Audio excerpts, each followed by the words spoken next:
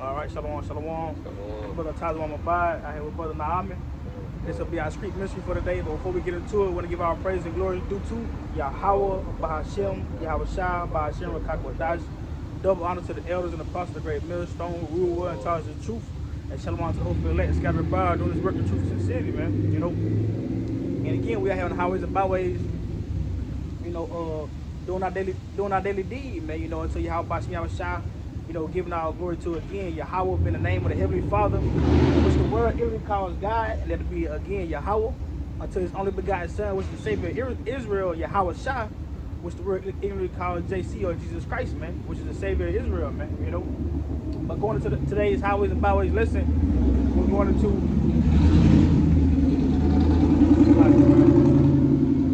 we'll be going into the end of an age and we're entering into the end of an age into an eternal age, man.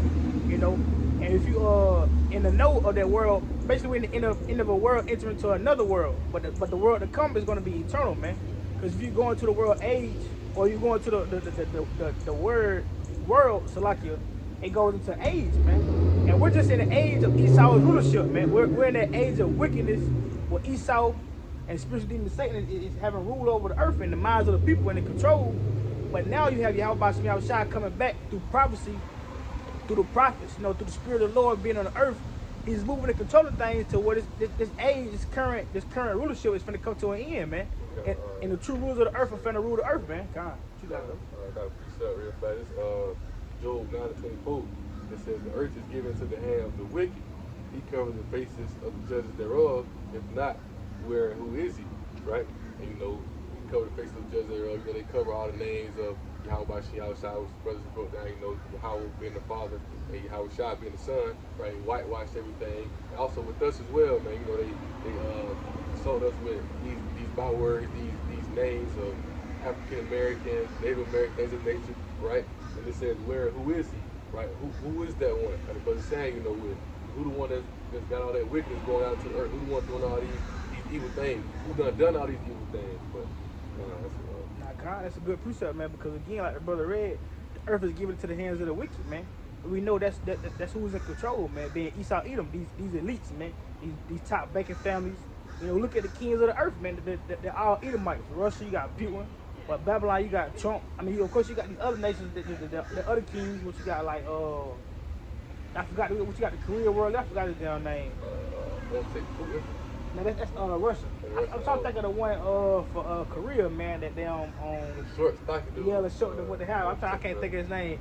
But the point being, man, of course, mainly, man, everything is ran through Esau Edom, man. And again, being the point in, we're at the end of his age, man, because he was only meant to rule this earth for so long. It was only meant to rule for a moment, man. You know, because we understand again, given the knowledge and wisdom from Yahweh Shai shot through the scriptures, that we're the true rulers of the earth, man. We're the guys of the earth, you know, given to us from Yahweh Shai. Understanding that garments, friends. He started asking about the garments, man. He's talking about the purpose, man. That's that white sage. But nah, though, back to the point though, again, man, Esau was only meant to rule for a short amount of time, man. Now, understanding that this was for our punishment, man. Esau's rulership was for Israel's punishment, man. That was for the elect's punishment, because we went off and transgressed the laws of Yahweh Shai. We went out from our power, man. You know, so Esau being in rulership, this kingdom even being the place and wickedness being in rule, you know, Esau being able to walk, you know, to and fro as the fugitive that he is. This is our punishment, man. Because we're here at a lower state, man. We're here as the bywords, the proverbs, man, at a lower state on the bottom, man. You know, trying to come back to our power and serve you how about shot. But we're coming to the end of that age, man, because even like the Elder Kazak and all the elders and apostles I was going to, we're in that time of a great awakening, man. You know, Jake waking up, realizing that he is somebody, man, that he come from a holy lineage, man. You know, if you know that precept grabbed that in the land that it said you weren't my people, you shall be called my people. If you know what I'm talking about. You know, because we're coming into the age of that great awakening, man, where our people are coming back to realize that they're Hebrew Israelites, man, that they come from a chosen lineage, man, that they're not just blacks, niggas, wetbacks, or Hispanics, Mexicans, Latinos, Native Americans. They're not these things, man. We come from a tribe, you know. This is the book of Hosea, chapter 1, And starting in verse 10, it says, "Yet the number of the children of Israel shall be as the sand of the sea, which cannot be measured nor numbered. It shall come to pass that in the place where it was said unto them, Ye are not my people, there should be said unto them, You are the sons of the living power." God, man. So this is the same place where it was told that we're not the people of the Most High, man. But like I said, in the same place, we're going to be told that we're the sons of the living God, man. Who is that living God? Yahweh. Again, going into that, what's the word literally called God, man. And our Savior, our King, is Yahweh Shai, which the word literally called Jesus Christ, man. You know, so that's the time we're in. And we've been at that time. That's bringing down the forefront of Esau's kingdom, man. That's pulling down the strongholds that Esau has set up in the minds of our people, the wickedness that he set in place again, like the brother read in Job, the covering of the faces, man. People waking up, realizing a so-called JC is not a white man. God, Jesus Christ, it's not a white man. It's not love and kisses, man. They realizing there's no truth in these Christianity churches, man. You know? This is book of Baruch chapter 2, and I started verse 29. It says, "If you would not hear my voice, surely this very great multitude shall be turned into a small number among the nations where I will scatter them." We knowing that, right? Within all, you got to understand that's why this truth is for the elect. Those people who come into the knowledge who understanding this truth is those elect men, those men ordained unto Yahweh Shai. Romans 11:7, right? The ones who obtain it, right? The ones who are able to understand it, right? But it says, "For I knew that they would not hear me because it is stiff-necked people. But in the land of their captives, they shall remember themselves." Like the brother said, this is the land of our captives where we've been in captivity. Our people start to come to remember it and come to the understanding of who we are, come to the knowledge of where we come from, the true knowledge of true history, right? Because we know that Esau been filling them up with all lies and all blasphemy going on, right? No, but now that time has come, right? Romans 13:11. Now that time of our great awakening, as time's starting to get perilous more and more, our people starting to wake up more and more and return back. See how about Yahweh Shai? It's all prophecy, man, right? But and just to land back on that point furthermore, not to go too far on it. Again, man, this has been the place of our captives. This not being the Holy Land. This not being the place where we're set the rule. Again, like the scripture tell you, which I'm finna grab. This is the place of judgment, man. And that's why you also have that time again coming to where the end of this age, the end of this world is finna end, man. Because this is the place of judgment. This is the place where Yahweh Shai is going to bring out his wrath, his great indignation, man. Upon what? Upon 2/3 of our people, upon the other nations, the heathen, and Esau, Edom specifically, man. You know, to the point where in the kingdom, Esau's going to be extinct, man. You know, but I'm going to just grab this real fast. This is Ecclesiastes 3:16, and it reads, "And moreover, I saw under the sun the place of judgment." So again, this is that place of judgment that the Most High is talking about. It says that wickedness was there in the place of righteousness, and that iniquity was there, you know. And it says, "And I say in my heart, the Most High shall judge the righteous and the wicked, for there is a time there for every purpose and for every work," man. So this is that place of judgment where wickedness and iniquity reign, and like Yahweh Shai or King Solomon was speaking. And the Most High, he's going to judge the righteous and the wicked here, man. You know, it's going to be a time of purpose for all these things, and we're heading into that time of the purpose, man. Like the book of Habakkuk speaks of the vision being what? Yet for an appointed time. And, you know, even though it's tarry, the end it shall not tarry, man. You know, it's going to surely come. And that's the time we coming to into that vision, you know, set to surely come, man. The Most High is setting the stage for prophecy to be fulfilled. You already have a lot of prophecies that's already been fulfilled, man. But the next big prophecy you got coming with, like the MOTB, race wars, famines, pestilence, man. War wars. You know, the shelves being empty. You know, Jacob's trouble, man. Just complete chaos, man. Shit totally just hitting the fan, man. These are times that we're heading to. But these are beautiful times, even though they're scary, they're perilous times, like the scriptures speak of. They're beautiful times because it's the end of Esau's kingdom. It's the end of our oppressor's world, man. These people have been oppressing us for years and years, man. Like the scriptures tell you in Matthew, if you want for Yahweh Shai, if you want for Yahweh Shai, you know, for prophecy being fulfilled, he said, "Shit, no flesh be saved, man." If it wasn't for the Lord setting up the elect, man. If it wasn't for us, it wouldn't be no flesh saved because these are the times we're heading to. That's what the Lord is setting the stage for, man, for complete chaos. Man, it's going to get so bad. And if it wasn't for the elect, that no flesh should be saved, man. You know? Precept. This is the book of Proverbs, chapter 29, and verse 16, right? And it said, and going into, you know, how the brother was saying, you know, brought the precept about this is what the place of that judgment going to be. And I'm also going to read Isaiah 34, because we understand, right, since the Edomites came into rulership, going all the way back to Alexander the Great, how you want to put it, right? Wickedness been going out into the earth, right? It's been nothing but wickedness going around. This is the dark kingdom, right? Like most times say they walk on in darkness, right? You know, this is a place where you know, not to get into too much to it, but PDF files, homosexuality, you know, these pagan holidays, The right? ditties. This See the ditties. See a lot coming out in that case, you but see what I'm saying? a lot of freaks Huh? and You freaks, see a man. lot coming out America, in that America, case. people talk about, it's like not to cut you off. Oh, you good, you good. People talk about America being Diddy being, you know, having a freak out for being a freak show. But America, Babylon the Great in itself, it's a freak out, man. It's a freak show, man. You got a bunch of freaks walking around, a bunch of damn aliens, a bunch of weird ass Jakes, weird ass heathens walking around here, man.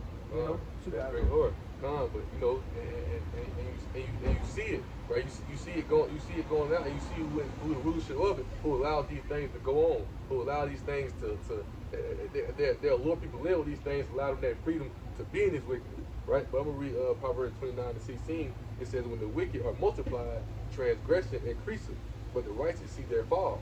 Right? So I'm gonna break it down. Say when the wicked are multiplied, transgression increases. Right? Ever since they've been in rulership, right? Ever since they've been in rulership, you see transgression increases, man. Urges in the hands of the wicked. You see all these niggas going on like me and the brother just named it, and there's plenty more, right? Even with Jake, right?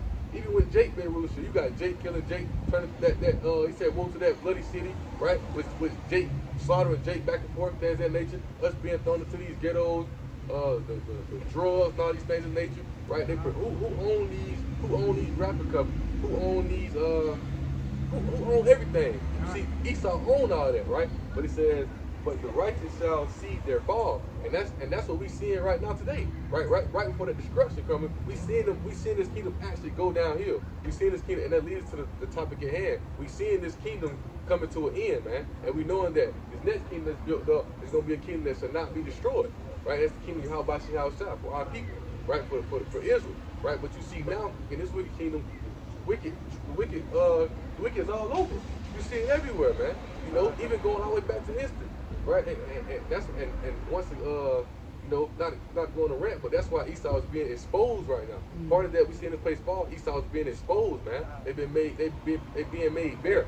Right, you got the prophets, you got the elders, you got the sincere men in this truth, right, with 100% truth and the spirit and power, how about Shah, which is GMS, right? You know, exposing them, man. Esau being exposed for who they really are, and now as they coming out, people starting to like what we talked about. Jake's the people in that Gentile state of mind starting to wake up and come out of her. That's why the Most High said it, man. Revelation 18:4, come out of her. Because you tied in the ways of Babylon, you tied in the ways of iniquity. This is the place where judgment gonna happen, man.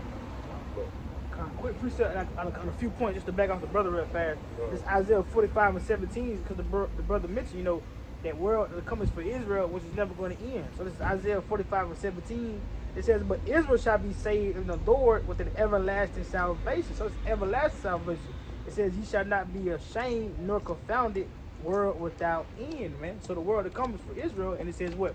World without end, man. You know, we know that this age, this world has to come to an end. You know, because it's set up through blood, it's set up through rape, robbery, and murder, man. You know, a thief, man. You know, a vagabond is in rulership. I got a precept. And just a quick point, Kyle. Just a quick point. To back off the brother, man, like you said, war into that bloody city, and just to go into that, what you got? Esau killing Jake, man. And if you're paying any attention, Esau just passed that. Esau just passed that law.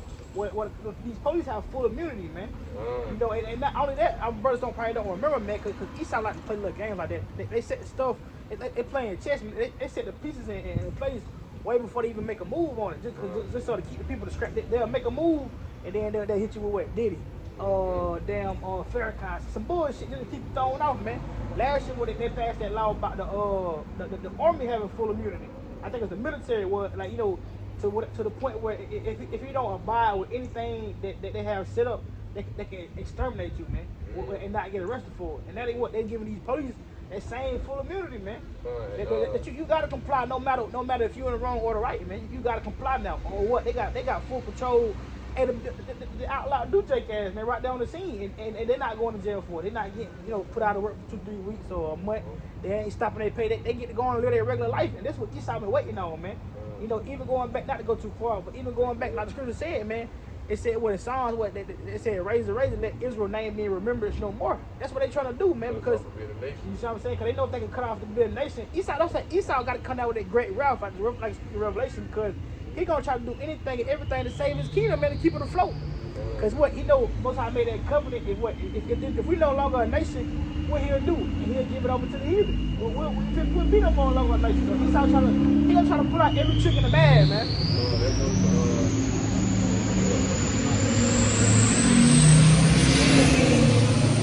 Even going back to like with the militarizing the police, right? And I remember El Pastor Rumla had did a lesson on that, and the title of his lesson was the stage of Jacob's trouble is set, right? And I was just talking, I was going into lesson that earlier, right? Those snares, those traps that Esau set privately, right? And they set them privately, so like you don't really notice what's going on, right? And they put all these gimmicks and games around your face, right? They put that out, right? What they do, right? When they put that out, I just did a lesson on the post where they talk about that they cutting off EBT, they making the tax things that nature. So they put you in these harsh places, right? It's like a snake with its prey. It's trying to back you in just so right way to get you to the attack at, man, right? And that's where it's trying to get you to, right? But like we've been saying, in these last days, it's gonna be perilous times, man. It's gonna be hard times that's finna come. Right. I'm gonna read this real fast. It's the precept. We'll just paraphrasing. So it's Psalms 83 and verse 3. It says they have taken crafty counsel, like the brothers are going to. They probably taking counsels, man, against Jake, man. To cut us off from being a nation, to destroy us, man. Hell, they even take counsel to destroy the world, man. Esau so at the end of the break when he don't know what to do, he finna shut the whole grid down, man. Just so he can try to do his great restart and set it up AI and how he want it, and how the minds of the people control. Everybody can bow down to their chip, man. They said they have taken crafty counsel against our people and consorted against our hidden ones. We're the hidden ones, man. It says, and they have said, come and let us cut them off from being a nation, that the name of Israel may be no more remembered. It says, for they have consulted together with one consent. They are confederate against thee, man. And that goes into all nations, because all nations have joined in unto one banner under Esau, man. I think it's Psalms, I want to say it's either 82 or you can see who our enemies are. Yeah, kind of. I think it's either under this. It's in the same chapter, I think. Yeah, kind of. Yeah, same chapter. He go down to read it. He don't be the main. He don't be the main one, right? Yep. And that's why. Let me go on from there. I'm gonna read this Isaiah real fast. No. Isaiah 34, right? Because when you see, right, well, you can read it real fast. It's Psalms 83, jumping down to 6. Well, I'm reading verse 5 again. It says, for they have consorted together with one consent, they are confederate against thee. It says, the tabernacles of Edom and the Ishmaelites and of Moab and the Hagarites. It says, Jabal and Ammon and Amalek, the Philistines with the inhabitants of Tyre, goes into those Hamites, man. It says, Assur also is joined with them. They have hope in the children of Lot, Salah. And then, so when you understand that, right, and you get to understand, especially mainly Esau, Edom, because we know the earth is in the hands of the wicked, and that's what Esau, Edom ruling, right? Before I read Isaiah, I'll tell you how the fact of life. That's why the men who's in this truth, the sincere men in this truth, we're the biggest threat to the NWO, to the New World Order, to that beast that's trying to put. Because we out here, like right now, we out here prophesying and prophesying against his kingdom, letting the people know, those watchmen that Yahweh set up. Because, once you take that chip, you're over with. And like we always say, man, Esau not dumb. They never really have the true understanding now to be able to break down this script, things of nature. But they know who they are, so that's why they're trying to debunk this truth so much. So therefore, that the coming out of who they are, that it won't be exposed, right? Because once again, they trying to put Israel in these fucked up positions to where now we're gonna drop that chip. And all our fucked up positions that Jake in, hey, this chip can get you out of that. Hey, this chip can get you this. That chip can get you that. Right? But I'm gonna read this real fast. Isaiah 34. Let's get straight to the point. Verse 2. Right? It says, for the indignation of the Lord Yahweh, right? That righteous anger is upon all nations. Right? Mainly all our enemies, mainly Esau, Edom. Right? He says his fury upon all their armies. He had utterly destroyed them. He had delivered them to the slaughter. Right? He says, for their slain also shall be cast out, and their state shall come up of their carcasses, and the mountains shall be melted with their blood, and all the hosts of heaven shall be dissolved. Right? That's those those planes that had Esau's little military things of that nature. Right? He says shall be rolled up together as a scroll. And that's those nuclear bombs. precursor to the scroll. That's that mushroom cloud, man. The nuclear war is gonna go on. When they pop off and Yahweh shall come destroy this place, man. He said, and all their hosts shall fall down as a leaf falling from the vine, and as a falling fig from the fig tree. And it's crazy how I was just watching I forgot the movie called what is the movie called?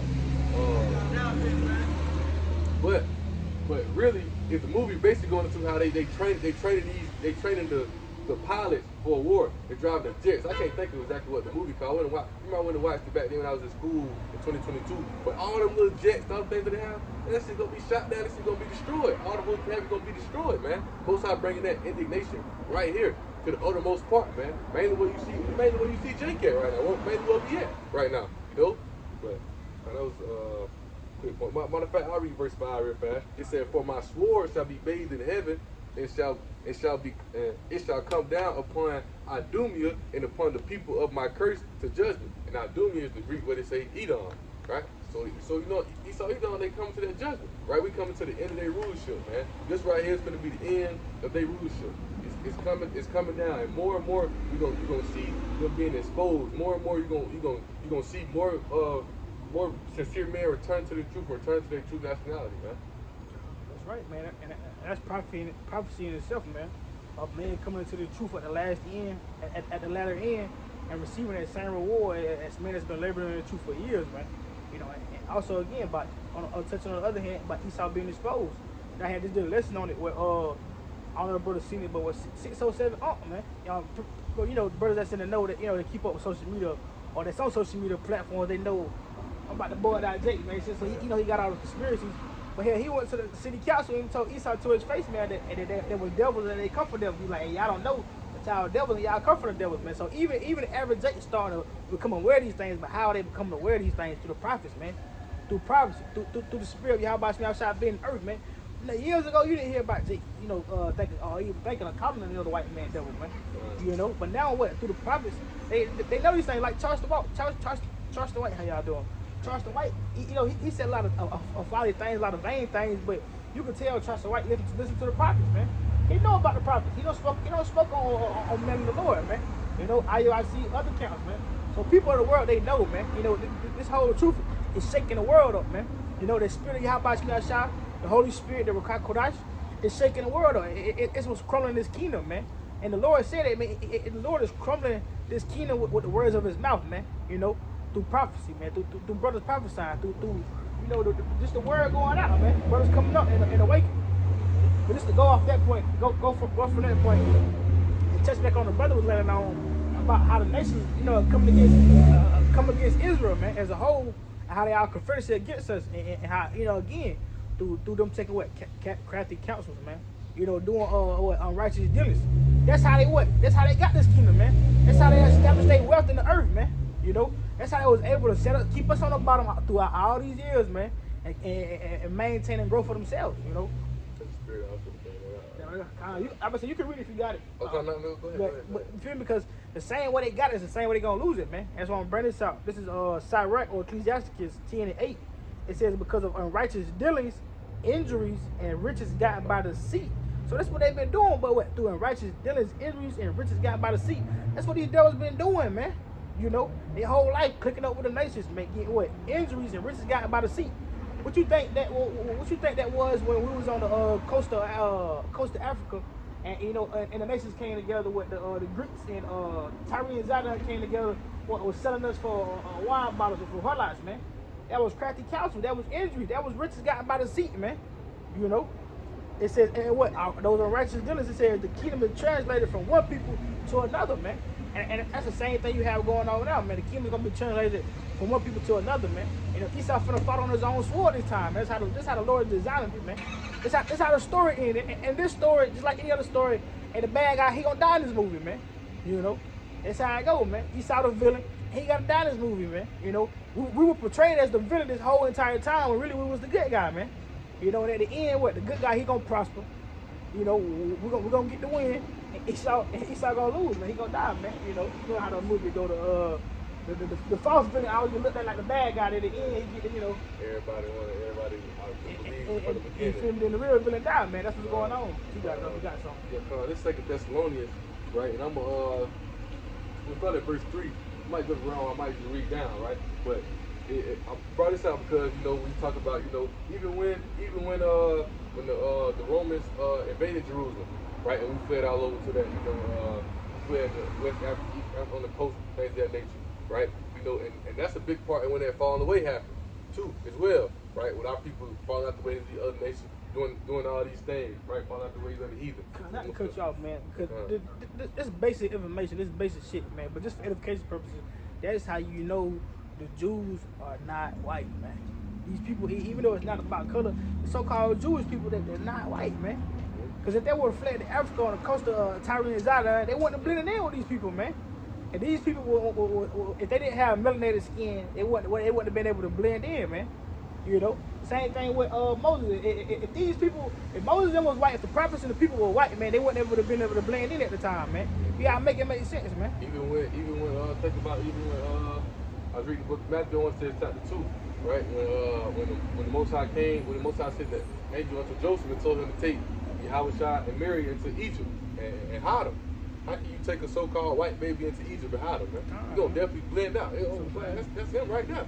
That's why Esau tried to come out later, not to go too far on the point. Or maybe the Egyptians were black. Or maybe these people, were melanated color. No, of course they were melanated color, man. That's the not like this quick, but that's the identificator to who the people are, man. That's why Esau don't have any melanin in his damn skin, man. That's why he the red man, Quick point into it, and we on that coast where they trading or where they sending things that Revelation talk about, where they sent gifts back and forth. Who are those gifts? That's in slavery, right? Because right there on the coast, it's easy for them to get us up and send us over here and there, right? And if you watch, I don't know if Brother Watch the movie Woman King, a movie spiritual, man, because you'll see, right, it's Africans giving away so-called Africans, man. They giving away to the Europeans. They giving away to Esau Edom. We know that beast come from Europe, man, right? But this this Second Thessalonians 2, and I'm gonna start at verse 3, right? So let no man deceive you by any means, for that they shall not come except there come a falling away first. What we just talked about, right? Israel falling away. You got the siege of Jerusalem, right? 70 AD. They come into Jerusalem, right? Our people fled all over. People going out, because even within our people was going off, doing all these contrary things to the law. So the Most High had to bring that judgment upon them, man. And that's why he sent us to slavery. But as he said, he didn't send us to slavery not for our destruction, right? But so we can tighten up, so we can get right. But he left that remnant, right? He's gonna return back. But he says, except there come a falling away first, and that man of sin be revealed, the son of perdition, which is who? Esau Edom, man. That son of perdition, right? Which perdition is destruction, right? The things they do, they've been destroying shit. They've been out here doing all these things, and they're gonna go into destruction as well when that judgment comes upon them, right? It says, who opposes and exalt himself above all that is called God or that is worship, so that he as a God says in the temple of God, show himself that he is God, and that's their mind. That's their whole objective, man. To be exalted above anything that is called God. That's why they coming out with that chip. They want to control everything. They want to be control this world, right? It even goes back to the Job. I want to say that was Job chapter 5 verse 12, right? How they need that inner. When they talk about enterprise. They need that enterprise to establish the kingdom, to control the world, man. They want to start an enterprise to establish that, so they can control everything, right? Quick precept selection, not to cut you off. Are you good? I think it's Joel 20 and what is that? What it say? About the enterprise. I just did. Joel 5 and 12. Yeah, that's what it is. I was right there. I was thinking it was Joel 5 and 20, kind of. Yeah, kind of. This real fast. This is Joel 5 and 12. And it reads, it says, he disappointeth the devices of the crafty so that their hands cannot perform their enterprise. He take up the wise in their own craftiness, and the counsel of their forward is carried headlong. So even going back, you read verse 12 again? Verse 12, it says, he disappointed the devices of the crafty so that their hands cannot perform their enterprise. Right? They had their enterprise, right? It goes all the way back to the Renaissance, right? That was their main goal. Like I said, to gain control, the whole world, so they can launch this new world order, right? So they can be control. Because the Renaissance, which was started what in Europe, was started in Italy, right? Which is in Europe, right? The Italian word for NATO is what? Rebirth. So this is the rebirth. This is the rebirth or the reborn or rebirth of the Roman Empire, man. Right here today, right? And it also leads back to the subject at hand, right? Even going back to 2 Thessalonians, right? Because you got to understand, right? It says even him who's coming after the lions and wonders of Satan.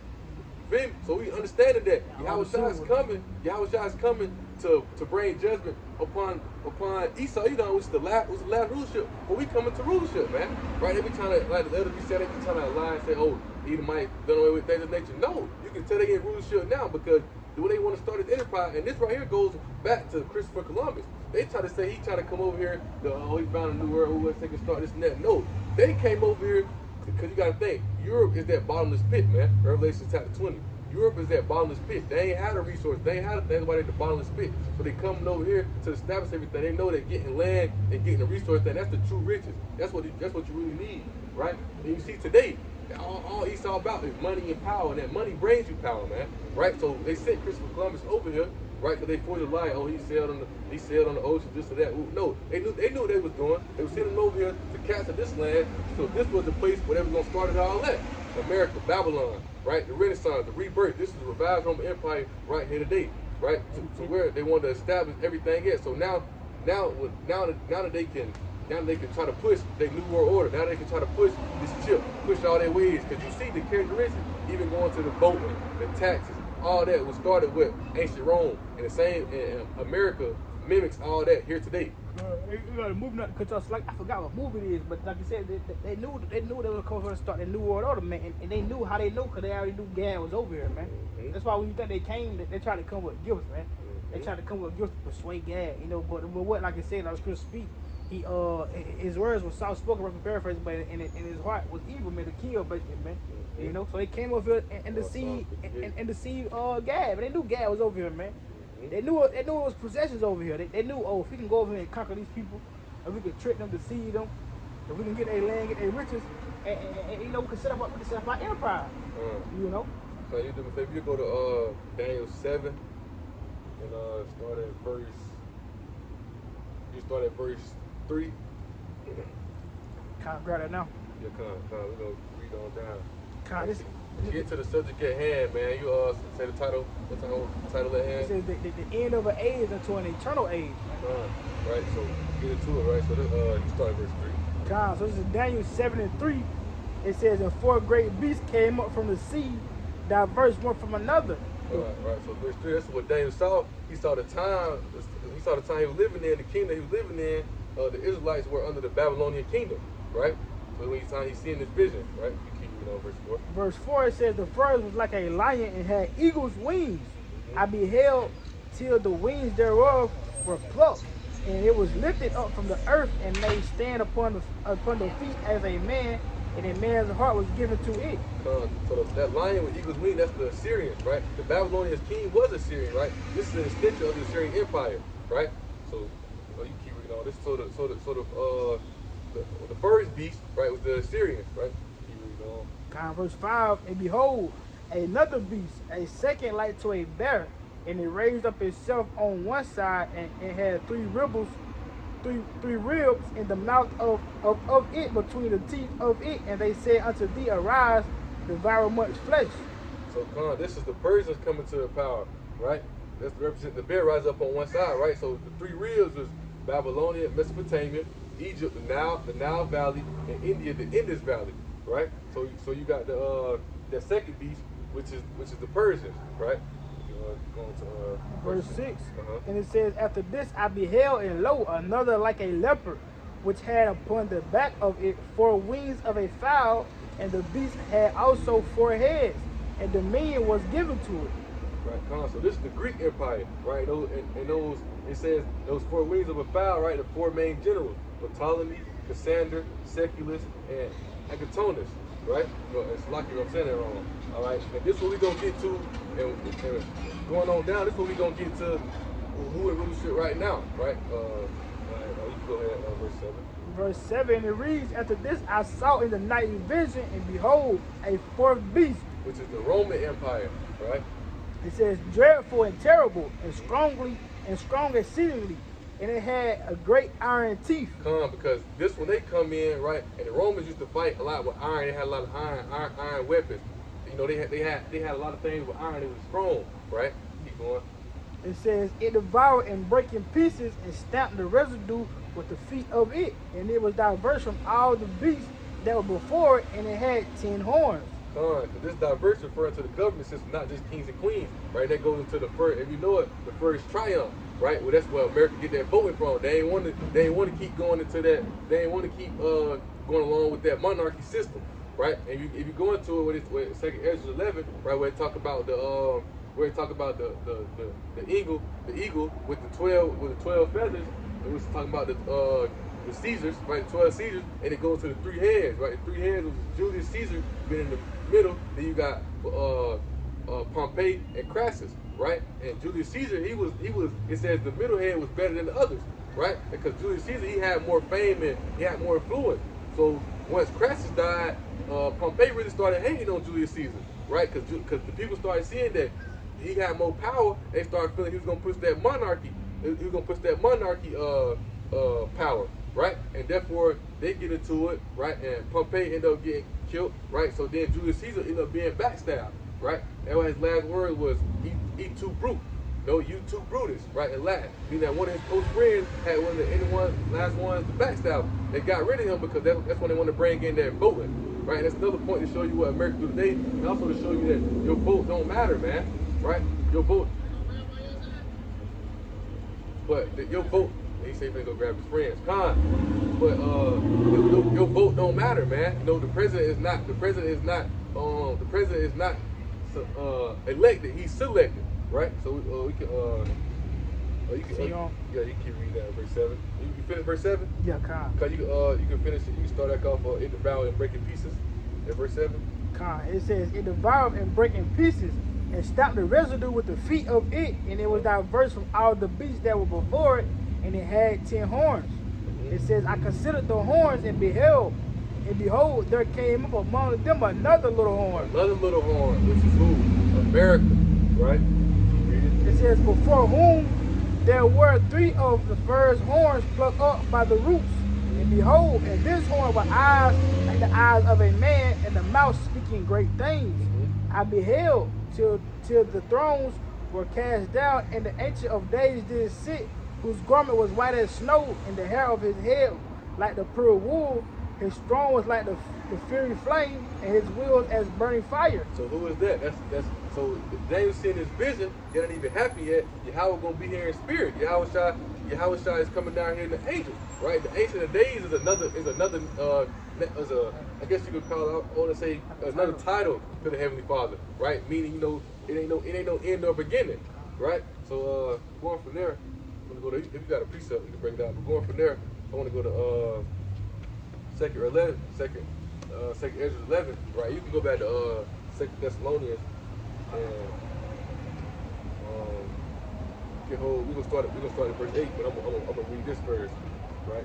Because when you see it, right, so you see the 4 beasts, right? And we know that beast that come in the power of the Romans, right? Enough that, right? We seen that other little horn, which is America, right? You know, the beasts come out of Europe, right? And we know that America comes from Great Britain. Because when you know, if you understand it, right? When you talk about the 7 heads of dragon, what you got? You got Greece, Rome, Spain, France, Germania Major, Germania Minor. Greece, Rome, Spain, France, Germania Major, Germania Minor, and Great Britain. And we know America comes out of Great Britain, right? But we know that's the revised Roman Empire when the Renaissance when they come back into power. Matter of fact, I'm gonna read this real fast before I read that. Revelation 13 and verse 3. It says, I saw one of his heads. I saw one of his heads, and it were wounded to death. Right, that's when the Greeks came over and beat the Romans. Right, beat the Romans. right? And it says his deadly wound was healed. That's the Renaissance coming back into power, right? NATO, right? The rebirth of the Roman Empire, right? And it says, and you can search up who's in NATO, man, right? Like the elders say, man, when you do anything, you can search it up, you can do your research on it, and you will see, right? Esau, those forces of liars, when they lie to you and they deceive you, and they try to cover up, they try to cover up their tails, but they can't, because that's why the Most High put the prophets in front of us who teach us and allow us to be able to eat the whole roll and understand it. And when we understand, we're able to get out here and prophesy, and we able to help expose. Be able to help expose, man, bring the truth out, right? The 100% truth. Esau can't play with us no more. They can't hide us no more, right? Quick point. So not go too far. Bob said that's a good point, because it's to the point where, like you said, we've been given the spirit to break down these scriptures to expose, to the point where even Esau gonna realize that, you know, his people are the wicked. Like the scripture said that they don't come to us saying, surely our fathers have inherited lies, man. If we paraphrase, you know, that precept. So Esau even gonna consider and admit, man, they forefathers have inherited lies, man.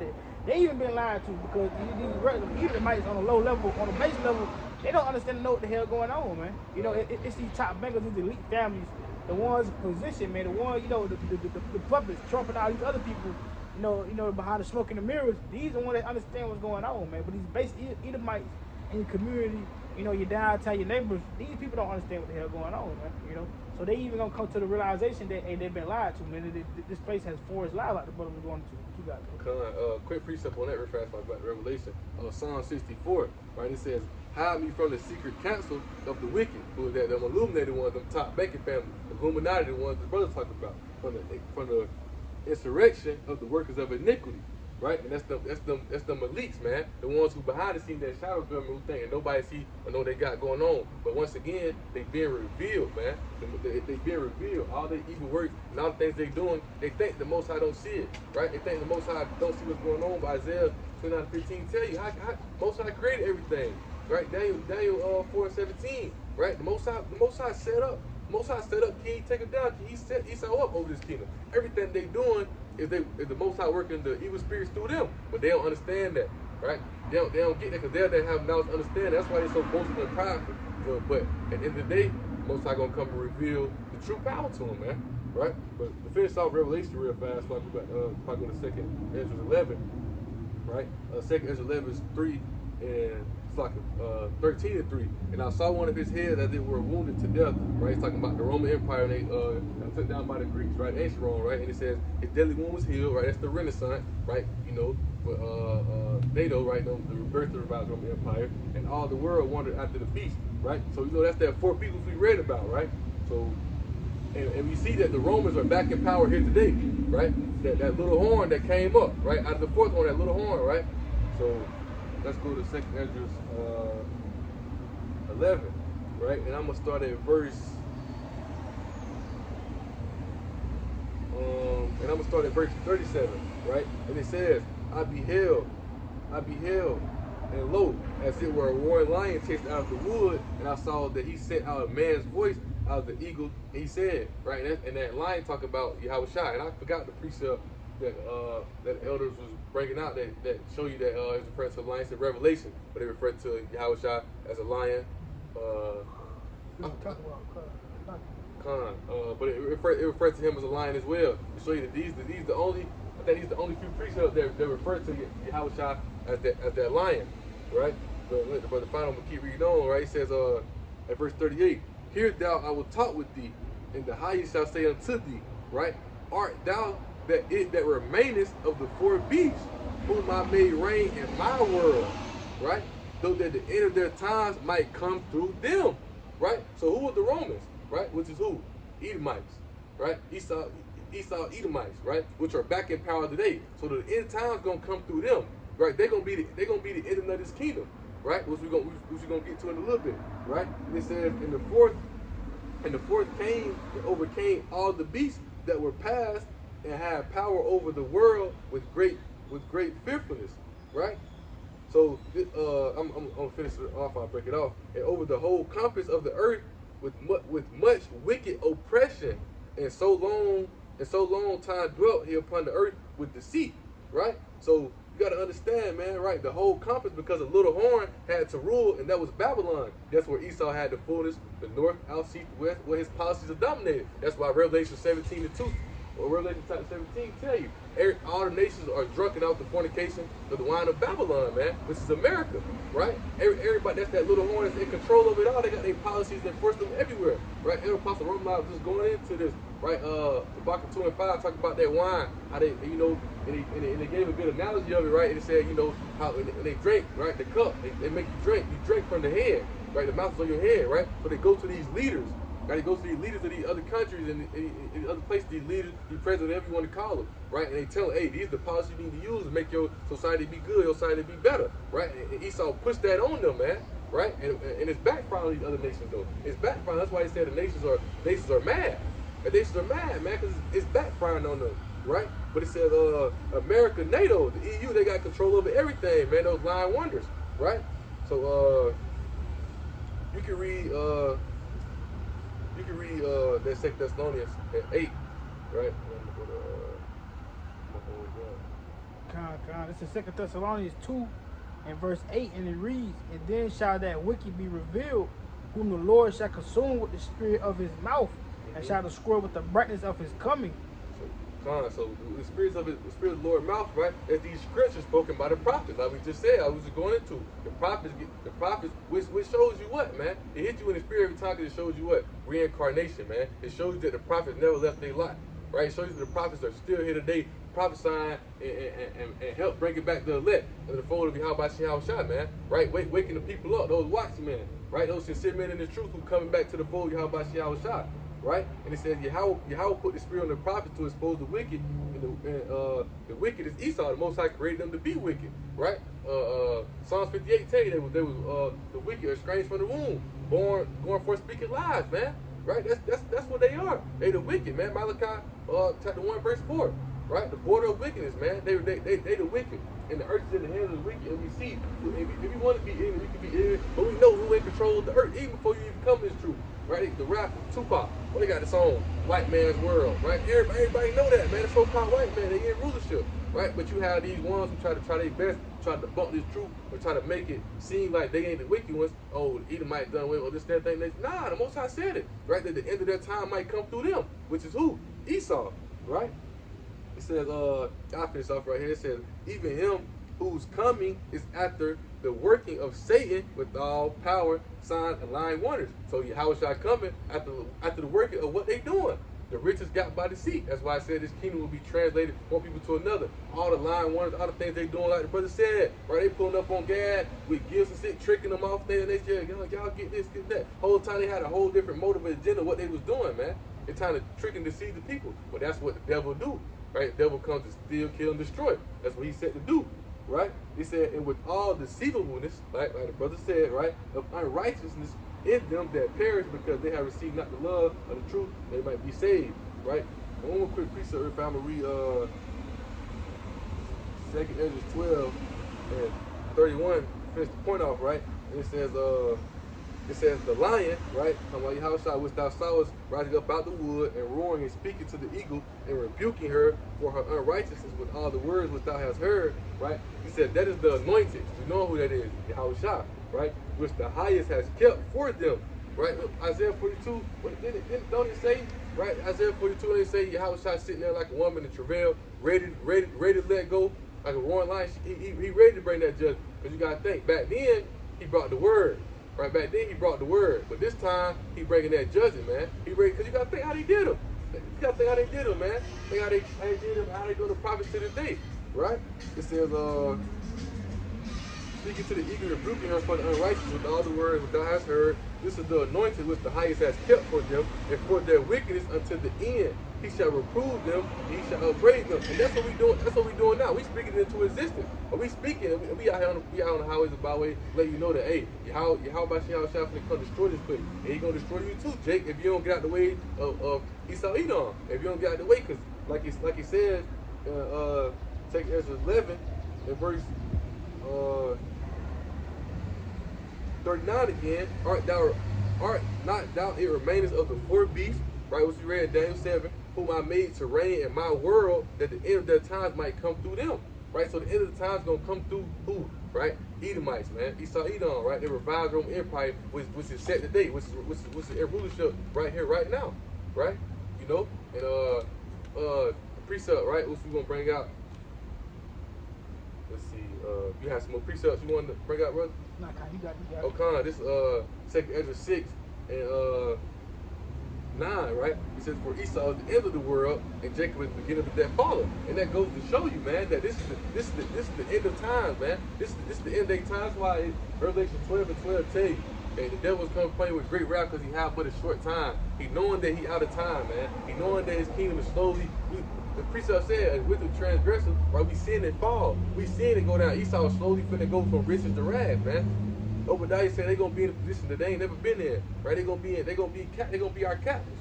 They're gonna be our slaves, man. They're gonna be the ones that we gonna throw them in slavery, right? And when they time up, we gonna burn them all up, right? But the precept goes to show you that each time, man, that Esau is coming to the end of their rulership.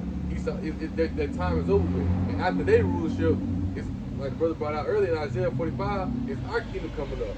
Right? It's time for rulership of us and all the nations, right? Soon to the chapter, Isaiah, like Elder Pastor Kabar be saying, man, these precepts give you a glimpse of the future, right? Because it's telling you, Isaiah, the prophecy give you a glance of the future, man. Isaiah 2 tell you, man, that all the nations are going to cleave unto it. They're going to have to follow the ways that Yahweh set for us to do, man. They're going to cleave unto it. They're going to have to learn the ways. They're going to have to learn the righteous things. Because we're going to rule the kingdom in righteousness, man. They're going to have to learn these ways. If they disrespect them, if they go against them, then we're going to get on their ass. It's simple, man, you know. But it's the end of a rulership, right? Just while I'm thinking about it. Revelation 21, starting at verse 1, says, I saw a new heaven and a new earth. But the first heaven and the first earth passed away, and there was no more sea. Right? So this is after the fall. This is after the fall of the first heaven or the first earth age, right? We see those different nations rule, which being who was the last one, right? Esau, Edom, right? That was the last one that ruled, right? You seen the Assyrians, right? You seen the Persians, right? The Greeks came in, which are Edomites, right? Then the Romans came in, which are Edomites. The Greeks and the Edomites, but it's not the ancient Greeks, the Japhites. We're talking about the Edomite Greeks, right? Or Alexander the Great, right? Him coming in, right? Then you got the Romans, right? Then you got the Romans ruling back here today, which are still the Edomites, which show you that they're gonna be the end, right? It says, and I John saw the holy city, New Jerusalem, coming down from Yahweh out of heaven, prepared as a bride adorned for her husband. At New Jerusalem, man, new kingdom, right? The place where the kingdom is gonna be built up. Daniel 2:44. We're gonna tear down all these kingdoms and build up a kingdom that should never be destroyed. We're gonna be the last. We're gonna be the last rulers, man. Ain't nobody coming into power after us, man. According to the scripture, the word of Yahweh Shah, it's set, man. You said this will back you up. According to what you were saying, this is 2 Peter 3 and 13.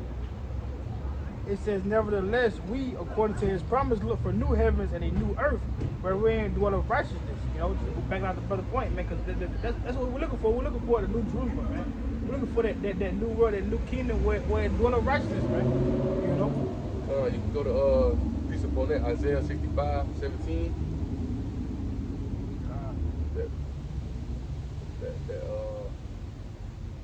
That promise. 65:17. This is Isaiah 65 and verse 17. It says, for behold, I created new heavens and a new earth. The former shall not be remembered, nor come into mind. It says, but be ye glad and rejoice forever in that which I created. For behold, I create Jerusalem and rejoicing in her people a joy. You gotta understand, right? That's that promise we get, right? With the king, we gonna rule in righteousness, man. Right? That's why you gotta understand. That's the whole point of being. That's why you gotta understand. That's why you gotta understand who you are, right? Because we understand that when we lost Jerusalem and New Jerusalem gonna be created, you gonna understand that everything in this world means nothing, man. Ain't nothing compared to us losing Jerusalem, man. That's losing our homeland. We out here going through it, struggling, fighting day by day, going through this shit badly, right? You feel me? Okay, go ahead. I was going to say, good points to back you up. Like you say, you should care about everything in this world because, like scripture tell you, it's on the ground. Everything in this world is temporal, man. You know, we're looking for that far more exceeding eternal way to glory, like you speak of in Corinthians, man. Like going into the title, man. This is the end of this age, but we're looking forward into the eternal age, man. That world, like I said in Isaiah, man, world without end, man.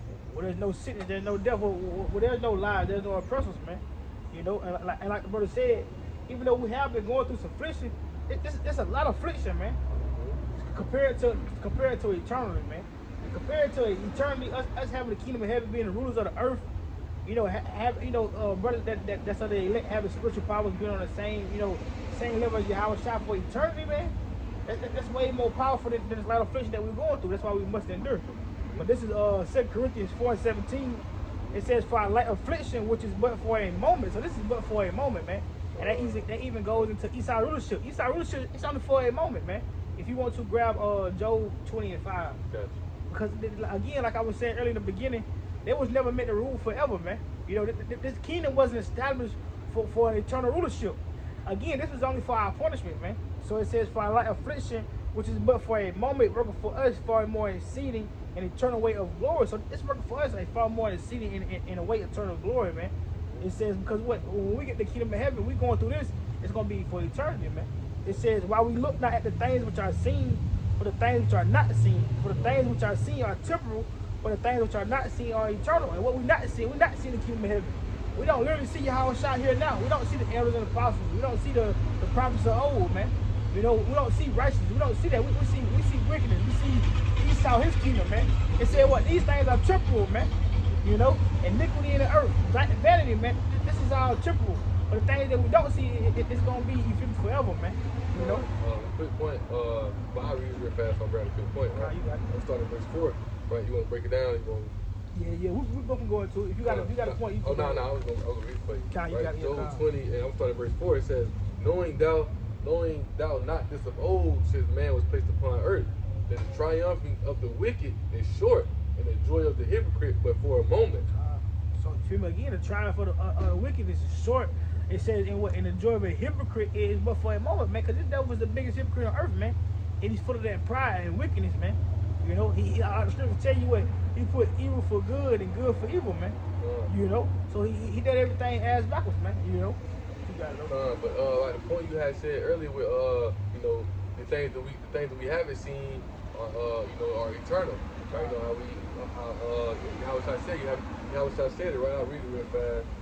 John 16 and John 16:16, right? It says, a little while, and ye shall not see me. And again, got the brother calm on the scene, man. But this John 16 verse 16 said, a little while ye shall not see me, and again a little while ye shall see me, because I go to the Father, right? And it hit me in the spirit when the brother said that, because you know, in Hebrews 11:1, which I'm gonna read real fast.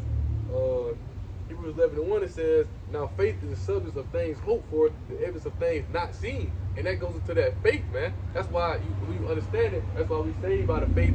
That's why we saved by the faith and the hope of Yahweh Shai, right? We're not judged by the law, and we're not made perfect through the law, right? Meaning that, you know, you don't get out here to do what you want. We subscribe to the law to the best of our abilities, right? Because we so under sin. But at the end of the day, you gotta have that faith and understanding, right? Because when you have that faith to understand, right? I just did list on this other day that the elect gonna endure that suffering, man. The elect gonna endure their thing because they got the faith to understand, right? Which I was gonna bring out. The brothers ain't got no. You got a point. Quick point, because again, like they're gonna be able to endure that suffering because they can see at the end of the tunnel, man.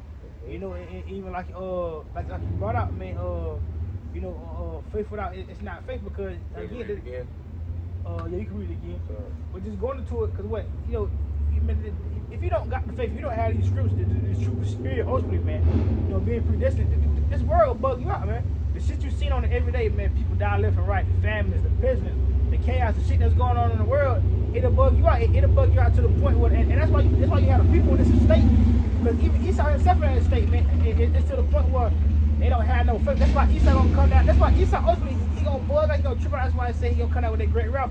Because he even sees down Kingdom Father. They see this shit going on. You ain't gonna have faith at the end of the tunnel, man. But us, again, like you said, we having faith on the thing that's not seen, because we're not looking at the thing that's seen. Because the people in the world, they looking at the shit that's going on, and what they do, they crumple their faith. You know, it crumple their faith. You know, so now they lack faith. Now they lack, you know, their belief system. I forgot, brother, I'm just going into that, man, because in Jekyll trouble, people they gonna look for something to lean on to believe in, to hope they can make it. That rest. You know, they're gonna look for, you feel me? They're gonna look for some type of God, whether they calling on Buddha, Allah, Yah, whatever name they calling on, Jehovah. They gonna look for something, man, that day. And quick point on that, Paris again, right? Quick point. That's why, and I be saying this, like, even when I'm, like, say I'm studying something like that, it hit me in the spirit, because it could be like, you know, Book of Sirach 39:24, where it say, it's playing into the holy and stuff like to the wicked, right? Because the precepts are literal, and the other Apostle Bar is going into this earlier, I'm watching this lesson, right? Isaiah 33:6, right?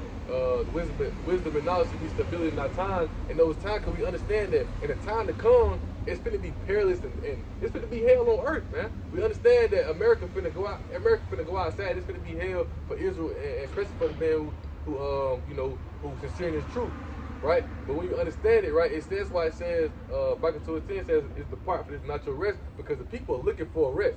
People are looking for a rest any way where they can feel comfortable or be able to be saved, man. Right? They looking for that. Right? That's why they go into these churches or go into Muslim, go into these things to try to find their rest, to try to find the best way out of this thing. Even in the time, like you're saying, the time to come, it's gonna be even worse. Right? It's gonna be even worse for them to look for a chance to get right. But the most I've been telling them over and over, right? This is not your rest, right? That's why Paul you read throughout, and even how I said it, man. Right? You're gonna go through these things. I went through these things. The servant not greater than his master. I faced these things, so you will face these things. These things you're gonna go through, right? But it also tell you that real fast. Read this real fast, and then let the brothers get it. Romans 8, real fast. Romans 8. And I'm gonna start at verse 18. It says, "For I reckon that the suffering of this present time are not worthy to be compared with the glory which shall be revealed in us." And that's the kingdom, man.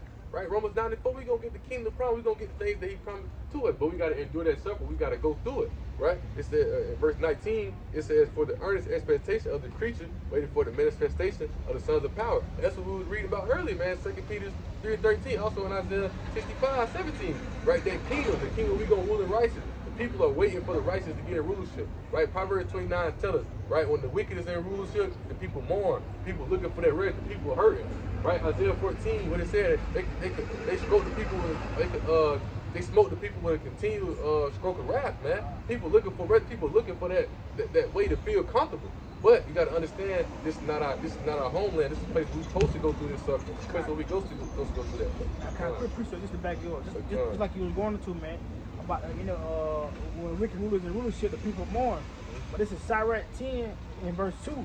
It says, "As the judge of the people is himself, so are his officers, and what manner of man that ruler of the city is, such are they that dwell therein." Man, so the same way Esau Edom is, being the judge of this earth and the ruler of this earth, that's the same way these people are. It says, "In the unwise king," is the point, "and unwise king destroyeth his people, but through the prudence of them which are in authority, the city shall be inhabited." It says, "The power of the earth is in the hand of the Lord, and in due time he will set over it one that is profitable," man. And that's going into Israel, because like I said in verse 2, "And unwise king destroy his people." And that's what you see Esau doing, man. Esau tearing down the whole grid. He destroying. Like the scripture going to, Satan divided against Satan, man. And even going to, I want to say it's Ezekiel, or maybe Isaiah, it goes into what the Lord said he's going to set the Egyptians versus the Egyptians, man. Isaiah 19. You see what I'm saying? So, and we know this place is what? Spiritually, Sodom and Egypt, man. It's the same thing. It's based off the same basic grid, man. The Lord said he's gonna set the Egyptians versus the Egyptians, Satan versus Satan, and if Satan versus Satan, how can his kingdom stand, man? So that's what you have going on. I want to read a quick precept real fast. I can talk about faith, right? Because at the end of this, everything that we're explaining, right? You know what I'm saying? It all goes back to that faith. You gotta have the faith to understand that we're going to be delivered, man. You gotta have the faith to understand that, like 1 Corinthians 10:13 said, man, ain't no temptation, no tribulation that we face, it ain't coming to men. Everything we face and going through is what Yahweh set up. That's why he said in 2nd Ezra, 2nd Ezra, I want to say that's chapter 7, when he talk about it, right? The old world, he had to make the world a narrow passage, right? Because the old world people went off. Right? The people went off, so now you got to make that. Now you got to make that narrow passage for people to keep faith, to understand that when these hardships or when these terrible things come upon them, that you will be delivered through the faith and the works of Yahweh Shah. Right, I'm gonna read this real fast. Hebrews 11:6. It says, "But without faith it is impossible to please him. For he that cometh to Yahweh must believe that he is, and that he is a rewarder of them that diligently seek him, man. So you gotta have that faith, man. You gotta have that faith to understand that we're gonna be delivered in due time, man. He said, in due time you shall be exalted. Cast all your care upon him, brother paraphrasing. That's what we gotta do. You know, we run around here, and people fucked up, they run around here believing in Esau. And they head keep being fucked up because Esau is not, they not for our turn. They don't have nothing good for you. What if somebody grab that first back? You got something? I would say you want to. Somebody grab that first back of me. I'm gonna say it's 11, or it might be 111. About just go out the point you go to how they kept going back to the king for the new ordinance of the heathen, man. Because again, like you were saying, people gonna lose their faith. They gonna wax cold in faith. They gonna go back to leaning on the heathen, man. It was about in that time of the Maccabees when they went back to do the ordinance of the heathen. So, I think like 111, maybe 111, maybe first Maccabees 111. But I'm gonna grab this real fast, just a quick piece of this to bounce off your point. This is 1 John 2:7. It says, "In the world passeth away in the lust thereof, but he that doeth the will of the Most High abideth forever." So just to back out the brother point, man. In the world, this passes away. This age is gonna end, man. You know, this world gonna pass away. Like the brother read earlier in 2nd Esdras, Esau is the end of the world, but Jacob is the beginning that follow. So it says what? But he that doeth the will of Yahweh Shah abideth forever, man. So you gotta have that faith and that the Lord's word stand true. Like the scripture tell you, we have but a more sure word of prophecy, man. You gotta actually believe in the prophecy. You gotta believe what the Lord is saying, and that we're gonna abide forever if we stand in His will. You know what I'm saying? Because we know that this world gonna pass away. This kingdom will meant to rule forever. And I'm gonna give you insight on. So this first Maccabee is talking about Alexander the Great. This is when the Greeks, the Edomite Greeks, come into power. Now I'm gonna give a quick insight right quick before I read that precept.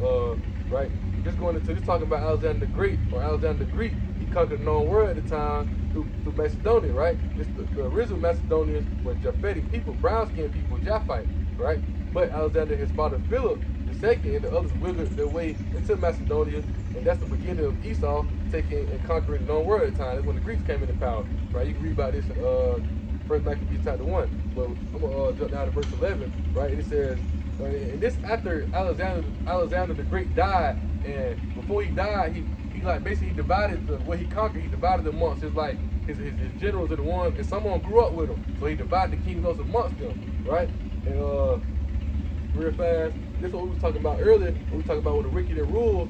This is when transgression started coming out to the world. Now read 9 real fast. Now jump down. It says after his death, they put all the crowns upon themselves. So did their son after many years in evil.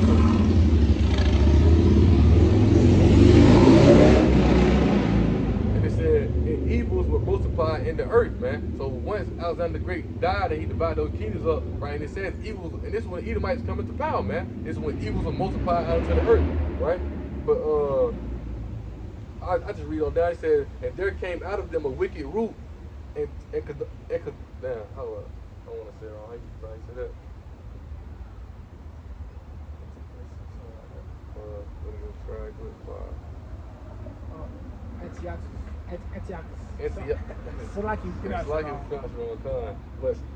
Antiochus, surnamed Epiphanes, son of Antiochus the king, who had been hostage at Rome and reigned in 137 years of the kingdom of the Greeks.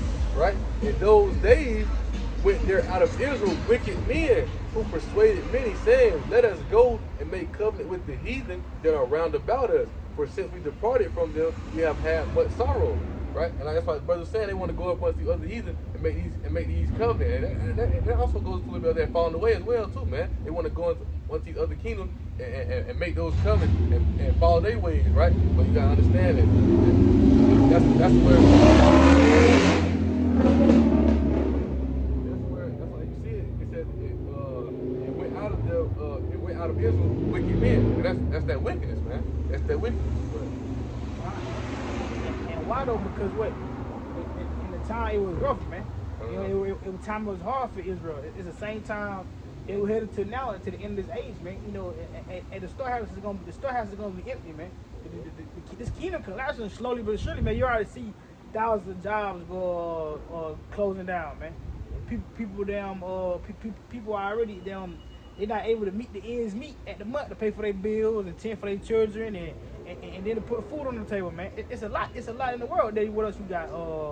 Not only is the stores closing down, but you still got the U.S. they still trying to call for peace with the war. And we know what the scriptures say about that. What it says our peace and safety. And then sudden destruction, man. You just had Trump sit down with the one of the African world leaders. I forgot what I think it was. I want to say Nigeria. Maybe I may be wrong. One of those world leaders, and they calling for peace. The same way he sit down with Zelensky, and they're trying to call for the peace with Trump. His way, people. Russia. You know what I'm saying? The same thing with Iran and who was it? Iran and maybe Iran and Israel. They calling for all this peace, but we know what the Lord said again: sudden destruction, man.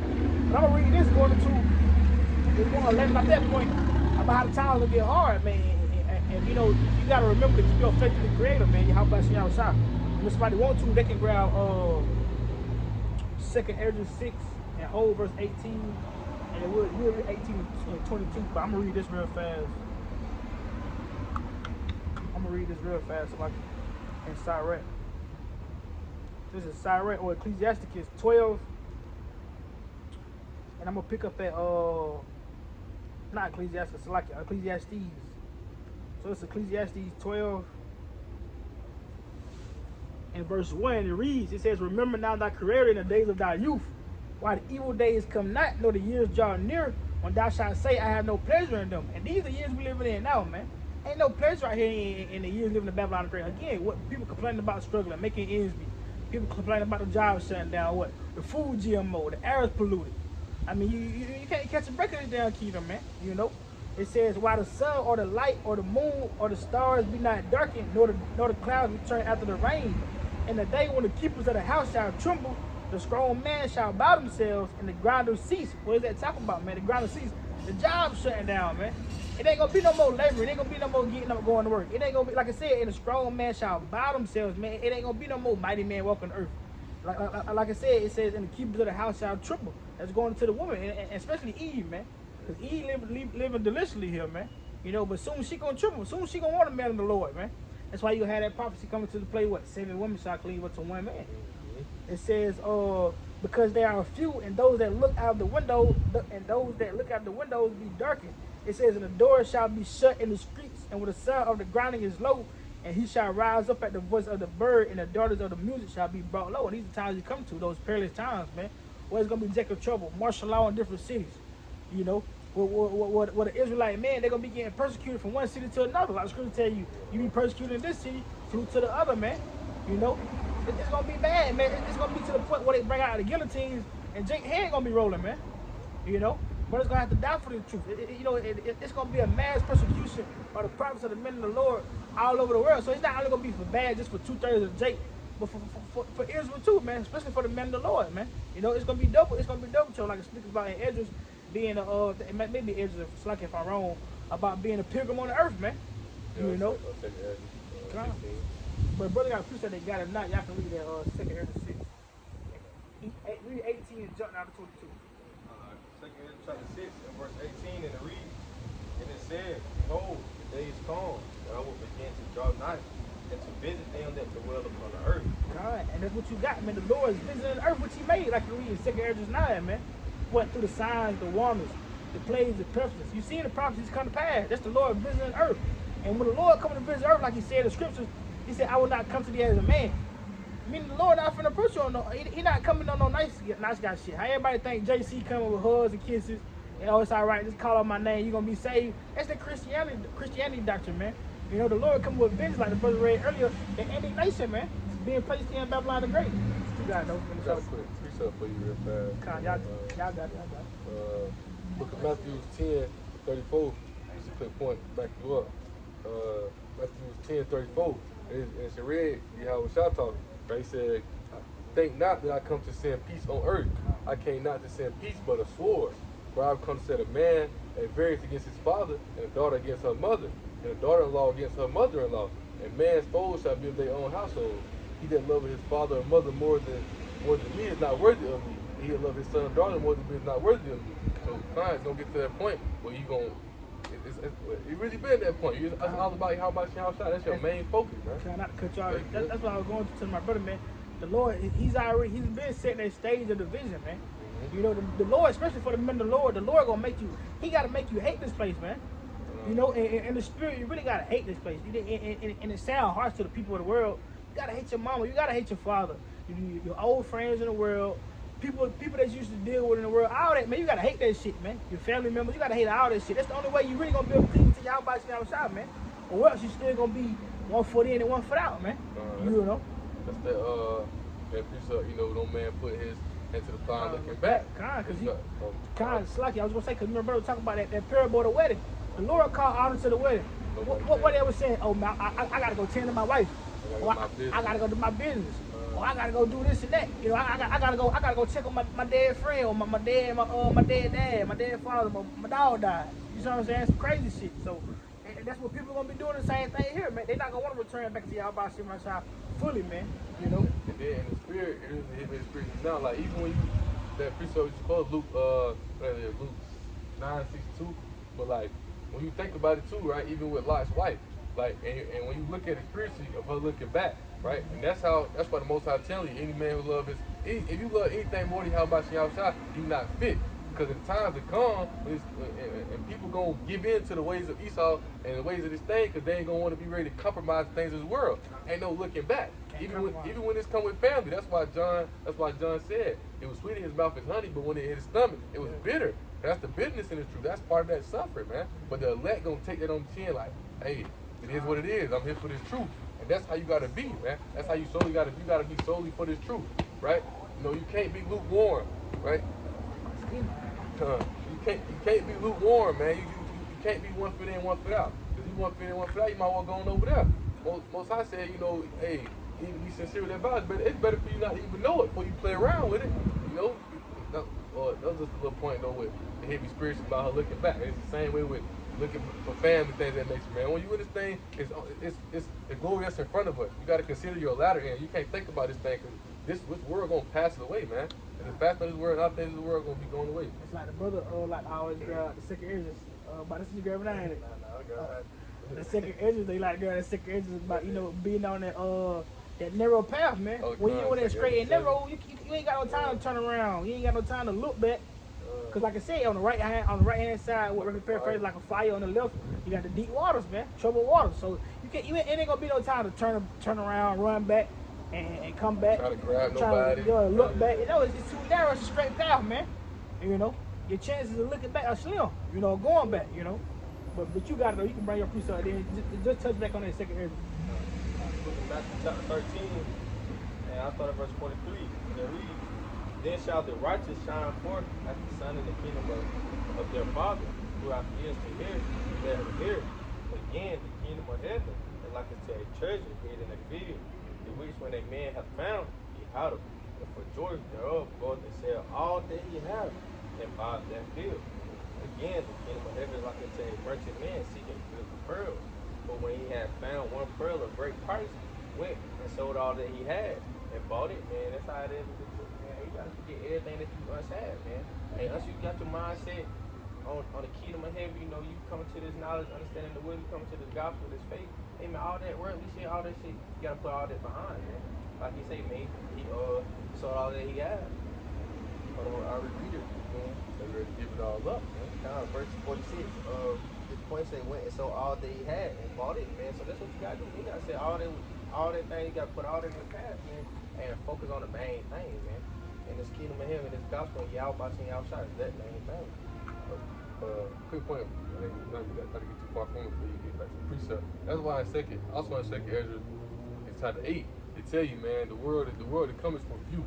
And people don't be understand, like, cause you gotta understand, we all gonna be back to the kingdom, and a lot gonna go through judgment first. But you gotta understand what it said, you know, the glory that's in front of us, right? And doing this suffering and doing the things down here, because when we get to that kingdom, he said, man, you gonna have least. Also, Yahweh said what? Any man who forsake his mother, his father, his brother, his sister, right? He shall sit on the throne with me, right? He shall sit on the throne with me. So you gotta have to understand, Yahweh is the head of that man. He's Yahweh, right? He said, King David, be a prince unto me, right? Then you got the elect, right? And the rule, and they gonna know who you are in the kingdom, man. They gonna know who you are. So you rather choose the glory and honor of this world, which everything gonna be destroyed and wiped away, or you rather have eternal glory, man. It's up to you. You choose.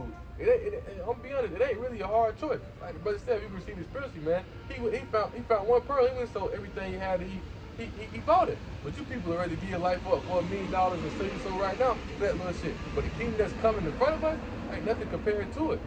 But I wish I'd be in that ultimate example, man. You know, you know, how was, being given up. When you say what your mother and your brother desire not to speak to you, then what you tell them? Those who do the will of my father or my mother and my brother, man. You know, Yahushua put his mother, he put everybody to the side, he put his brother to the side. You know, Yahushua had brothers, man. He put them to the side, he put his mama to the side, he put the world to the side. Like the scripture going to the second Esdras, he let go of those mortal thoughts, man. Because even at the time when was it Peter, that they didn't want to stay with him for an hour before his departure. He was telling like that, y'all want to stay with me for an hour. And you know, it was heavy on Yahushua's conscience because, like I said, he wanted praise, and he wanted crying to the Father and ask him, man, can this cup be passed from me if it be thy will? Because he already knew what he had to go through, but he went through it, that light affliction, like we read earlier, for that more exceeding way to turn to glory, man. Because he knew that he'll be the king of Israel forever, man. You know, he knew he'll be a rulership forever. That was exceeding more far eternal way to glory, man. For that light affliction at that moment, man. You know, that's the same thing that they elect in the men of the Lord, that remnant got to go through. Even Yahushua, he was rich. You know, he gave up all his riches, man. It'd be like Let me read this real fast. Just to go on the point. This second Esdras 14 and 14, just to go back off that point, it says, let go from thee mortal thoughts, cast away the burdens of man, putting out the weak nature. That's the same thing Yahushua had to do, man. Because you know, it got Yahushua to finish for a second. Again, to the point where he prayed to the Father, and that they be passed from him, man. You know, but prophecy had to be fulfilled. It says, and set aside the thoughts that are most heavy unto thee, and haste thee to flee from these times. For yet greater evils than those which thou hast seen happen shall be done hereafter. For look how much the world shall be weaker through age, so much more the evil shall increase upon them that dwell therein. Like I said, we're coming to the end of the age, going to that title, so what, the world is getting weaker, man. It's getting weaker and weaker to our it's going to be fully destroyed, man. You know, it says what, and the evils are going to increase, man. You know, it's just like a damn, like the brothers are going to, I want to say it was GMS Assembly, if I'm not mistaken, I forgot their full name channel. Like it was going to, man, it's like a business. You know, America is a business, but it's like a business, the Lord set up for Esau to run. And when he come back doing his check, shit not going to be, what it is. He going to fail that grade, he going to get that F grade. You feel me? Gonna shut it down, man. It's gonna be done forever. He gonna shut it down forever. You know how you used to grow up, your favorite store, they shut it down, that shit never came back. The rock stuff. You know what I'm saying?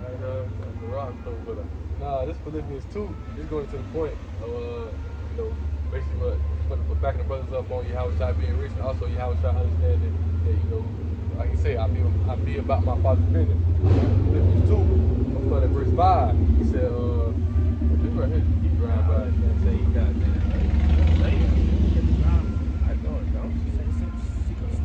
right, but Philippians 2 and starting at 5, it says, let this mind be in you.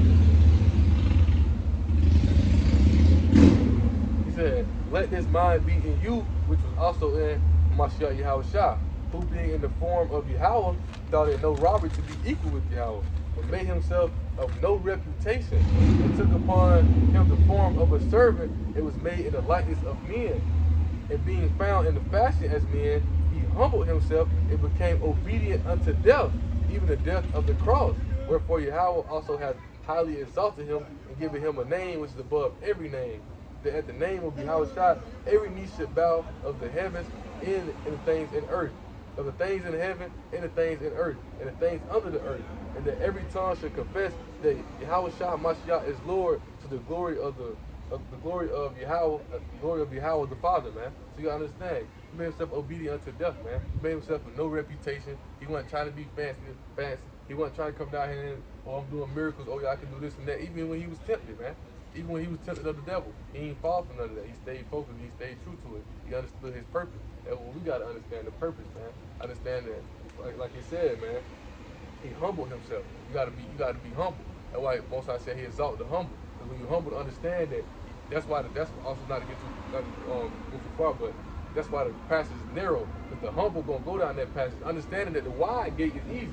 Right? Most I say the wide gate, that's where everybody goes. That's where it's easy to get out here and do what you want. That's where it's easy to get out here and easy to make millions, sell your soul, selling drugs, rapping, doing whatever.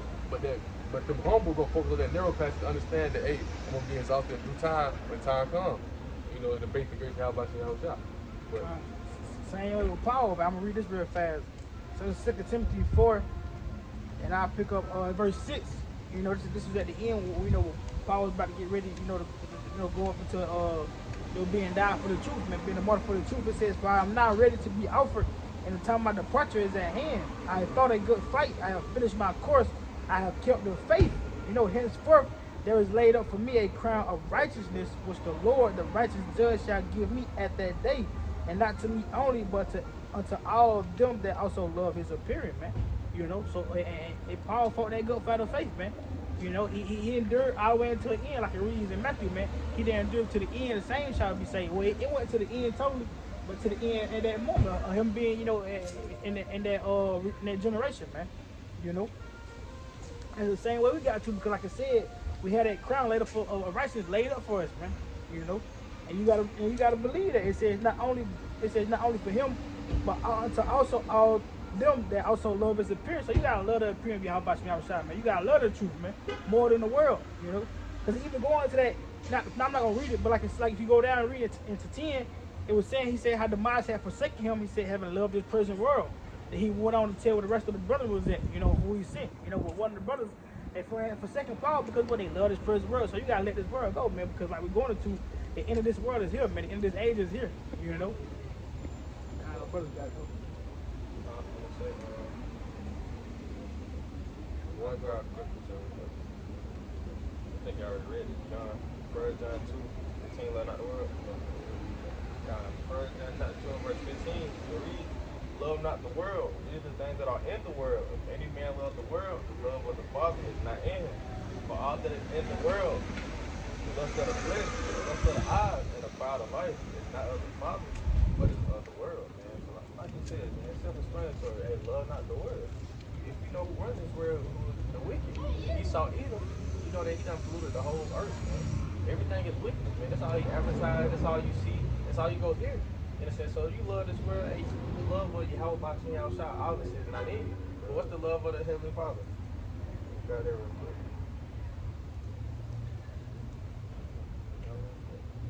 1 John 5:3 in the read say, for this is the love of the Heavenly Father, that we keep his commandments, and his commandments are not grievous, man, meaning they not hard. So man, if you love Yahweh Bashim Yahushua, you go keep Law's commandments. You go do what's lawful. You go do the righteous thing. And you know, the role of Esau is the opposite of that. Breaking the law's commandments, you know, being wicked, doing the pleasing the flesh and the lust, things of that such, right? But that's how I go in there. I'm gonna read this and then you go back to 2 Corinthians 6. This is 1 Corinthians 7:31. It says, and they that use this world is not abusing it, for the fashion of this world passeth away, man. So this fashion of this world is passing away, man. And this was said in old time, how much more now, man? You know, ain't nothing here, man. You got the book of 2 chapter 6, and when you jump down to verse 22, and he's saying, suddenly shall the sown places appear unsown. Stop back at 18, so like. Oh, 18, all right. You want me to jump to 22 or read? Yeah, jump to 18 then jump to 22. Take Exodus 16:18 and read. And it said, behold, the day is come that I will begin to draw nigh and to visit them that dwell upon the earth. Jump down to 22. He's saying, suddenly shall the sown places appear unsown. The full storehouses shall suddenly be found empty. You can go down to verse 24. Down verse 23. He said, the trumpet shall give a sound, which when every man hear, they shall be suddenly afraid. At that time shall friends fight one against another like enemies, and the earth shall stand in fear with those that dwell therein. The springs of the fountains shall stand still, and in 3 hours they shall not run. Man, so it's like the brother was going to, some of the sown places gonna see unsown in this place, man. And that's what you have coming at the end of this age, man. Like it read into it says, wait, and the full storehouse shall be what? Suddenly empty, man. They're gonna be found empty, man. So there ain't gonna be no food, which is gonna be what? Cause for famines, man. Pestilence, wars, race wars, people fight against one another, like it's going to, man. You know, come and play what? That Jack of trouble, man. You know. And I want to read verse 20, but it's all right. I'm gonna read it real fast. This is 2 Corinthians 6:20.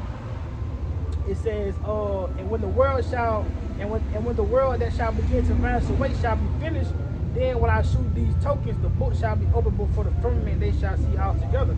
You know, but the point was being that the world that shall begin to vanish away is gonna be finished, man. Because this world is slowly vanishing away, man. You know.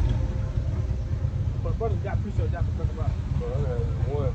I'm gonna say you bring out a precept there, which is supposed everybody gets supposed to be. I had a precept backing up the brother where he was talking about, you know, Esau don't do nothing but, transgress one another. They contrary, they the opposite. Right? They the opposite of following along how about Shah, right? I thought in verse 4 said the earth mourneth and fadeth away. The world language meaning weaken. It fadeth away. The heart of people of the earth do language. Right? The earth is defiled under the habits thereof. The earth is in the hands of the wicked. Esau Edom, right? The earth is getting weak. The earth is being defiled, man. Through everything. Even with the trees, the plants, this whole place is polluted. Right? Because they have transgressed the laws, changed the ordinance, and broken the everlasting covenant, man. They transgress the laws over and over. That's what they do. So if you love this world, loving the world is ruled by the wicked, like brothers saying, man, and the love of the Father is not evil, But it says, close the free.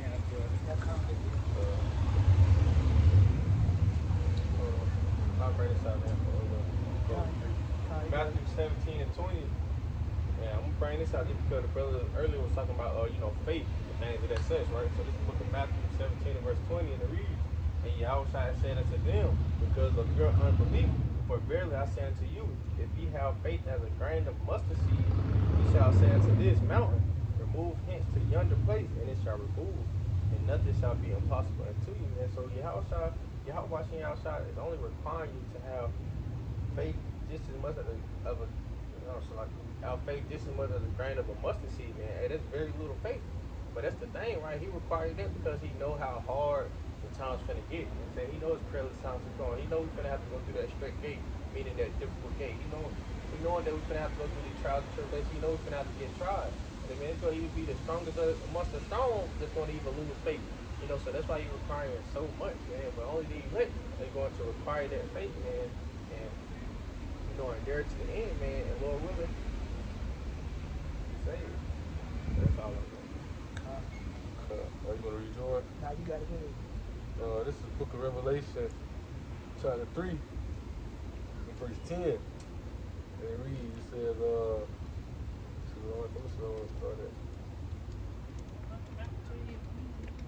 Now I started verse 8. Revelation 3 and verse 8. It says, "I know thy works, behold, I have set before thee an open door, and no man can shut it. But thou hast had a little strength, and hast kept my word, and hast not denied my name. Behold, I will make them the synagogue of Satan, who say they are Jews, and they are not, but do lie. Behold, I will make them to come and worship before thy feet, and to know that I have loved thee, because thou hast kept the word of my patience. And also I will keep thee from the hour of temptation, which shall come upon all the world to try them that dwell upon the earth," man. So, keeping that patience, keeping that faith, man. Understand that, matter of fact, one quick precept real fast. James chapter 1.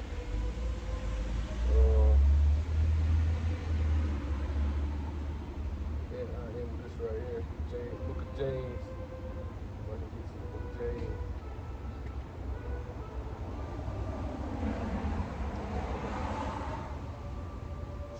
Bear with me. James chapter 1, right? James chapter 1, verse 3. And verse 4, it says, "Knowing this, that the trying of your faith worketh patience. But let your patience have a perfect work, that you may be perfect and entire, wanting nothing." So you got to keep that patience. Understand that how about you not going to bring you through it, right? You lose that patience. Oh, all right. You lose that patience and give it to the ways of this world, give it to the way Esau Edom, man. Hey, you're gonna be right along in that indignation, that righteous anger, man. So keep that patience, man, and endure to the end. This is Revelation 2 and verse 4. It says, "Nevertheless, I have somewhat against thee, because thou hast left thy first love. Remember therefore from whence thou art fallen, and repent, and do the first works, or else I will come unto thee quickly, and remove thy candlestick out of his place, except thou repent," man. So we'll close out with that, because like the scriptures tell you, and we got to repent, man, because we're, again, going back to the title, we're at the end days, we're at the end of this age, man. We're at the age where a new world is coming, a new age is coming, man. Again, 2 Age 6 and 9, Esau is in the world, and Jacob is the beginning of that follow, and that's what we heading into, man. But Lord willing, this count was edifying, man. With that, again, we're going to close out giving our glory and praises again to Yahweh, by Hashem, Yahushua, by Hashem, Rakakwadash. We want to give double honor to the elders and the apostles of the great millstone who rule and taught us the truth. And again, to the old elect out there, scattered abroad those record troops and city. Shalom. Shalom.